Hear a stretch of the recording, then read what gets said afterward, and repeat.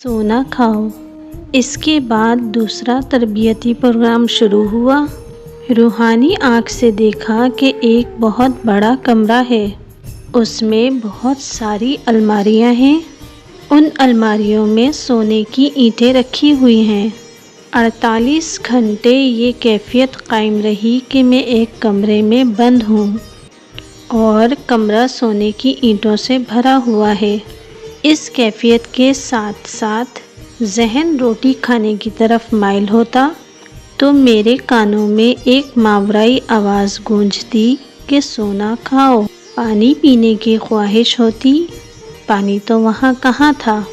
آواز آتی، سونے چاندی سے پیاس بجھاؤ۔ اور جب میں اس کیفیت سے باہر آیا تو 10 روپے کے نوٹ سے بھی طبیعت میں گندگی کا احساس ہوتا تھا۔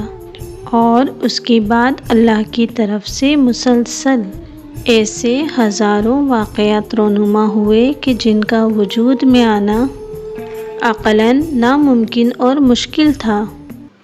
1 دفعہ، 10 دفعہ، 20 دفعہ، 100 دفعہ جب اس طرح کے تجربات ہوتے رہے تو ذہن میں یہ یقین پیدا ہو گیا کہ جو اللہ چاہتا ہے وہی ہوتا ہے۔ بتانا یہ مقصود ہے کہ روحانیت کوئی ایسا علم نہیں ہے جو صرف لفظوں پر قائم ہے۔ روحانیت عملی اور مشاہداتی علم ہے۔